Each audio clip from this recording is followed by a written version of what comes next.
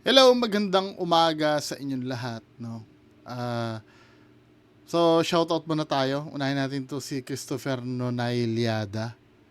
Sabi gano'n, "Sir, pakibati naman wife ko na si Maria Joannalyn M. Nonailiada ng happy 49th birthday and 19th wedding anniversary sa amin." Ba, tagal nyo 19th wedding anniversary. Sa mga anak ko na din na si Chris Ken G, Chris Jeline and Christopher Gio. Hello! Magandang araw sa inyong lahat. Shout out. So, next.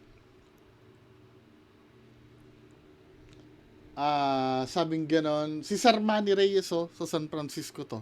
Shout out Sarmani Reyes. Uh, Sabing ganon ni sinong magpapa ano pa. Sabi ni Crisan Natividad Gamulo. Hello sir, buong pabati naman ako, birthday bukas. Hello, happy birthday ngayon. June 4, happy birthday sir Crisan Natividad Gamulo. Enjoy your day. Tapos sabi naman ni Sir Janjan Bakal, pabati naman sa asawa ko na si Ma'am Vanessa Caraban Bakal. June 3, belated to, no? Belated happy birthday, ma'am. Sorry kung ngayon lang okay lang kahit belated. Awayin mo, ma'am, yan. Huli na nagpabate. Pero, belated happy birthday, Ma'am Vanessa Caraban Bakal. Tapos, sino pa ba ang nagpapabati sa atin? Oy, ma'am, Sachi Dasi, thank you ha. Nabuo ko na yung Gundam mo. Ganda, no? Black na Gundam. Lalagay ko dito sa likod. Sa tabi ni Tito Norms. Kaya natumba si Tito Norms. Ayusin ko na lang mamaya. So, salamat, ma'am. Sino pa ba?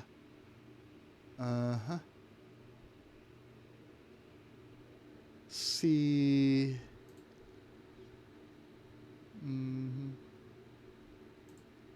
sabi ni Ma'am Maria Fe Arceo Castro. Sabi ni Ma'am Maria Fe Arceo Castro, pag-greet naman ang asawa ko bukas, 50th birthday. Ano po yung name? Tapos sinabi niyo po yung name ni Sir. Happy birthday, asawa ni Ma'am Maria Fe Arceo Castro. Wag na daw kayong flirt. Charot daw. Sabi ni Ma'am. Nagpo-flirt ka, Sir, ha? 50 ka na. Tapos si Sir Musica Holy Cross. Maglalagay kayo ng name nyo pag magpapabate. Tamo, sayang, di ba? Anyway, so kahapon, no, na content natin si Sir Gabin. Di ba? So, may pahiwatig. Siyempre, no, hindi na natin mawawala yung may naniniwala, hindi naniniwala. Di ba? Kasi nga, syempre, hindi mo na masisisi din naniwala sa dami ng prank na ginawa niyan.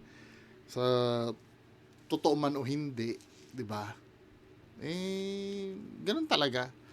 Pero dito sa mga post na nakikita ko, no, na to katulad nito, kung ano-anong pinagdaraanan mo ngayon, Sir Gabin, manatili ka matatag, patuloy na manalig. Hindi mo kailangan madaliin ang lahat. Magpahinga ka at unahin mo na lang sarili mong kalusugan. Huwag mo i-pressure ang sarili mo. Hindi masamang huminto sandali para magpagaling. O totoo, no? Pag burnout ka na, tingin ko marami naman ng pera ito eh. Pakapahinga ka kahit isang buwan, no? Ako nga gusto kong magpahinga eh. Kahit isang linggo lang eh. Kaya lang hindi pwede eh. Diba? Ang daming pending sa project. Kasalanan ko din eh. Alam mo ba, let's say halimbawa ngayong month, may sa akin project. Sabihin ko, kayang-kaya yan sa huling linggo ng, for example, ngayon June, sa huling linggo ng June, kaya yan, sir. Hanggang sa naipon, cramming ako last week. Kaya stress tuloy ako. 'Di ba? Kasalanan ko din. 'Di ba? Wala eh. Ang init-init sa bahay, hindi ka makapag-concentrate. Hindi kung kailan ano. Anyway, balik tayo dito no. So may mga pahiwatig na dito na mga post niya. Mga kung ano nung mga quotation no. Then meron dito, yan si Sir Romeo Katakutan nagpapahatid ng suporta.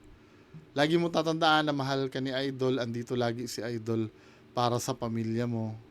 Diba? Yan o, farm ni Sir Katakutan. Pwede kang gumala-gala dyan. Wag na munang mag-video-video. Diba? Kasi, ang trabaho mo kasi mag-vlog eh. Every time na makakakita ka ng let's say, cellphone na may camera or GoPro. Siyempre, iisipin mo, trabaho na naman. Relax muna, min. I mean, kung may pagkakataon, wala ka namang hinahabol eh. Ano pa ba hahabulin mo? 'Di ba? Ilang millions ang followers mo at kahit hindi ka mag-upload, marami ka namang kikitain at kumikita yung mga videos mo, 'di ba? Tapos ito may video dito na Pasensya na. Pasensya na. Sobrang pagod na kasi ako talaga. Sobrang pagod na talaga ako mag-work. Sobrang pagod na din ako sa ginagawa ko. Pasensya na. pero sometimes no,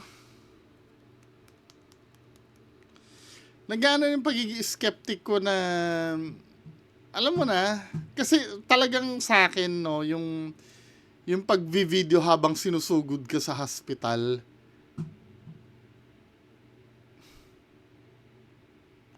Sa akin hindi talaga I mean, kahit anong tingin mo, 'di ba? Ang dami mo ng pera, hindi mo na kailangan i-vlog yung ganyan.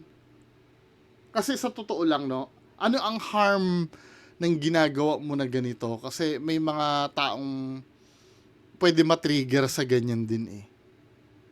'Di ba? Just imagine ikaw, usually kasi ang kinakatakot natin or yung source ng anxiety natin, may mga future problem tayo na usually ang pera eh, 'di ba? Or kung ano yung susunod na bukas. Alam nyo dati nung kapos ako dati nun. Diba? Lumayas ako sa amin nun eh.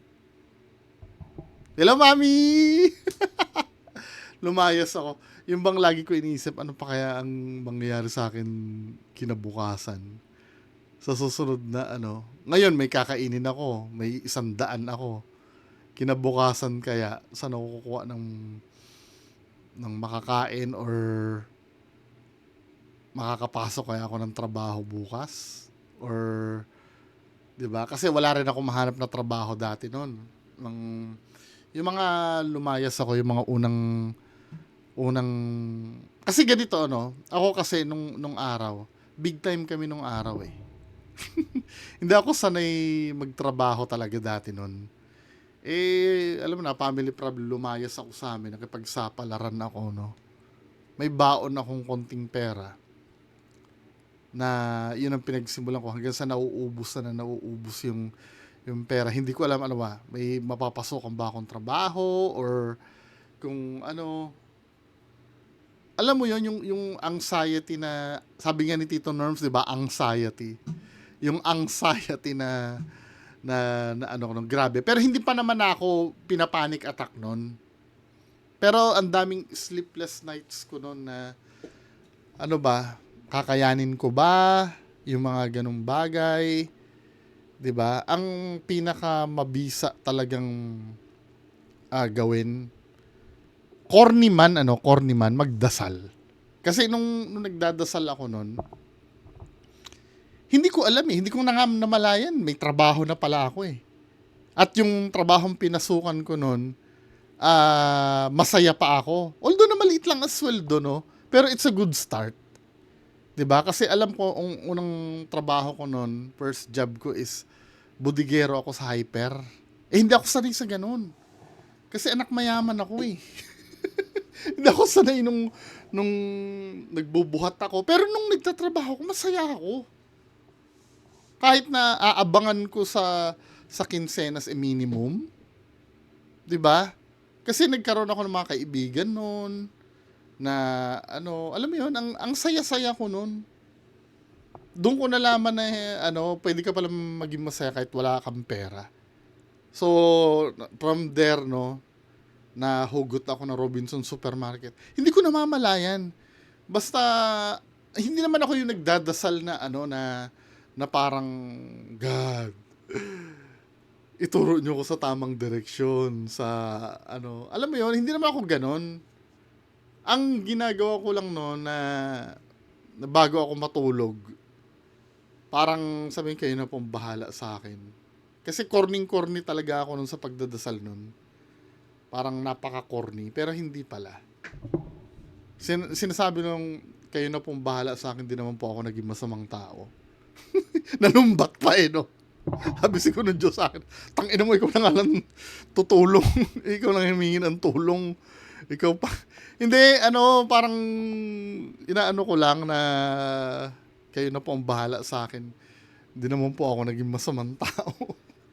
Yun, I mean, hindi mo namamalaya, nag-autopilot ka na nun eh. Na biglang nagkaroon ka ng interest, no, na gumawa ng account ng Jobstreet. 'Di ba? Then tinawagan ka dahil may opening dun sa mall. 'Di ba doon nag-start ng lahat? Hanggang sa ano. Kaya yung ano, yung ganyan ano, sometimes no, mysterious din kasi ang ano eh, ang kasi bawal sabihin eh, depression. Bibilisan ko na lang. Mysterious kasi yung mental condition na yun eh. 'Di ba? Maraming natamaan yan. Kasi ang alam natin, when you say problema, ano bang alam niyo sa problema? Pera, 'di ba? Usually ganyan eh. May problema ako. Ano, pera. Wala akong pambayad sa tuition. Wala akong pambayad sa Meralco. Wala akong pambayad. Wala akong papampakain sa mga anak ko. Wala akong, may gusto akong bilhin, kaya lang wala akong pera. 'Di ba? Gusto ko sanang kumain ng masarap, kaya lang wala akong pera. Gusto ko ilibre ang nanay ko sa ano, wala akong pera. Usually pera ang problema. Pero hindi kayo nagtataka, napaka-misteryoso ng mental condition na yan. Kasi yung mga mismong celebrity na kilala natin mapera, katulad ng vocalist ng ano no, ng Linkin Park. Idol ko yun eh, si Chester Bennington. Just imagine ano, kahit sinong tao sa buong mundo, pwede niyang kausapin. Or kahit ano siguro pwede niyang bilhin kasi may pera siya eh, celebrity siya eh. Or kung ang sinasabi mo, ang problema, siguro wala siyang makausap, wala siyang, ano. Pero kahit na, di ba, sa celebrity status niya, kahit sinong tao sa buong mundo, pwede niyang kausapin eh. Kahit nga love, pwede niyang bilhin, di ba? Kung gugustuhin niya. Pero wala eh, natalo pa rin siya eh. Nung na-interview kasi si Chester Bennington nun, parang ang naiintindihan ko sa problema niya, parang merong isang cycle sa buhay niya na napapagod siya. Parang tinatry kong maging ganito. Ang kanyang analogy nun eh, para daw sa isang grocery store, nagtatrabaho siya. Ito yung analogy ni Chester Bennington. I don't know if naiintindihan nyo, no? Parang nag-i-stack daw siya ng mga apples, yung pyramid, gagawin niyang pyramid yung display ng apple. Then yung pagdating ng pinakahuling apple, bigla daw guguho. 'Di ba? So ang interpretasyon ko doon, alam mo yung feeling ng palagi ka may hinahabol, na palaging may expectation siguro, no? Lalo na yung mga huling album nila kasi noon, parang ang daming criticism. Yun ang nakikita ko ngayon kay ano, wag naman sana, kay Sergey Bin. Yun ang nakikita ko. Kasi nasa peak siya ng karir niya ngayon eh, na parang ang feeling ko laging laging may hinahabol yung pinipilit niyang mag-build ng isang bagay, then may isang videong mapapanood sa kanya yung mga tao na hindi magugustuhan, katulad nung pansit na nagpakain ng buhangin, 'di ba? Biglang guguho lahat uli. Bibuild na naman uli siya ng ganun na nakikita ko eh. Kaya talaga kailangan magpahinga talaga. 'Di ba? Or sa mga ganitong bagay, since marami ka naman pera, pwede kang pumili ka ng ibang linya eh. Kaya nga 'di ba, uso naman yung salitang retirement eh. 'Di ba, men? Kung talagang burnout ka na, marami akong YouTuber na kilala na nag-retire na eh. Nung bata ako, Nax, neto lang yun, 2000. Nung bata ako, nangongolekta ako ng Nerf eh. Alam mo yun, yung Nerf na barrel? Yung Nerf gun. Meron akong pinapanood dating YouTuber. Dalawa, si Nerf Boy Productions, tapos si Coop 117 yata yon. Nag-retire sila sa YouTube eh. After nilang ma-reach yung parang peak ng career nila, na parang sinasabi nila, ay si Franklin Cooper lang pala yung nagsalita. Kasi si Nerf Boys Production kasi, bigla na lang tumigil yon nang walang paalam. Pero hindi niya naman kailangan magpaalam. Siyempre, ang ano lang doon, yung mga fans mo, sana nagpaalam ka man lang na maayos. 'Di ba? Pero si Coop 117 kasi, nag-explain siya na parang sometimes yung pag-YouTube kasi, dream job niya yon, kaya lang nawawala na yung passion niya, yung alam mo na, yung hindi fashion na yung damit. Nawawala na yung passion niya, letter P. 'Di ba? Doon sa paggawa ng content. Kasi nga parang yun yung ano niya, yung dapat hobby lang dapat yun eh, para mag-enjoy ka eh. Pero sometimes nagiging obligation na eh, or nagiging trabaho na. Parang yun na nangyari dito kay Sergey Bin eh. 'Di ba? Siguro kung talagang, kasi sometimes no offense sa mga fans ni Sergey Bin. Minsan yung mga huling content niya ngayon parang pilit na lang talaga eh. Tapos sometimes yung tawa niya parang pilit na lang. Hindi dahil pinaplastic niya yung mga tao, dahil kasi kailangan eh do sa video eh. 'Di ba? Kailangan kasi do sa video eh. Kaya sana hangga't maaga pa bago siya lamunin ng kung ano man yung mental state niya ngayon, pagpahingahin na nila yan. 'Di ba? Kung marami namang pera, or marami namang kahit 1 year, 'di ba? Tapos bumalik siya after 1 year. Or wag na yung content na na yung napipressure siya, kasi napipressure siya dun sa kailangan may magawa siyang video na matatawa kayo eh. Total marami na siyang fans yung kung gusto niya yung halimbawa nakaupo na lang siya tapos binibidyohan niyo siya, kwento-kwentuhan na lang. Di na kailangan gumawa ng mga video na mga prank pa. 'Di ba? Let's say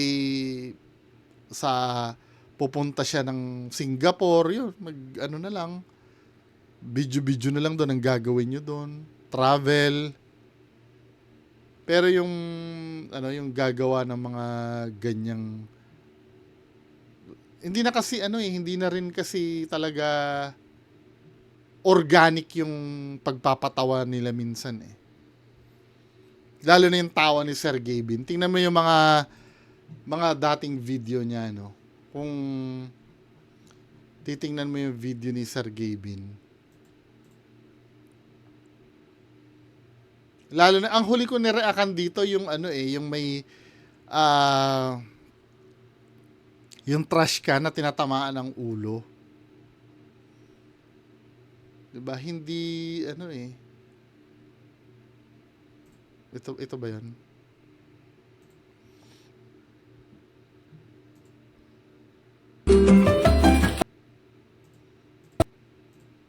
Ba't tayo mag-play?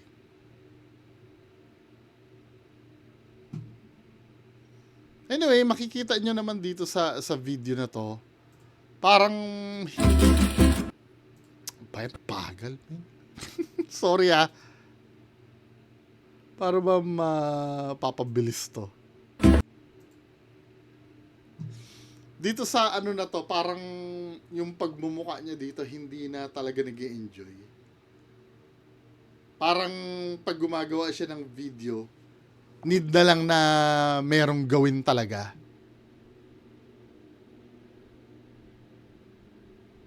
Tapos yung tawa pa, no?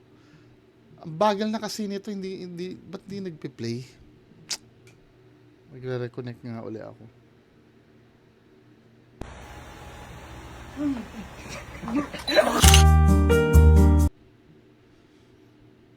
Tsaka kung tutuusin, Kinukomponin.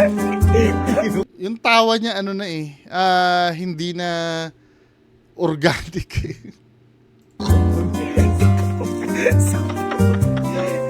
Ha? Si ano kaya? Si mama kaya, gising. Ikaw na, mag-360 ka na lang.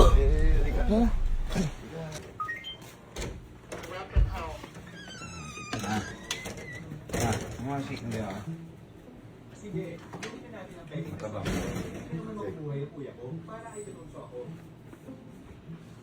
Mamamataba ko. Diyan ba hindi ka tapos dito no, hindi ka pa magdududa diyan na may ano na may something yan dahil paiinumin ka na may video. Baka kasi kumain ako dyan.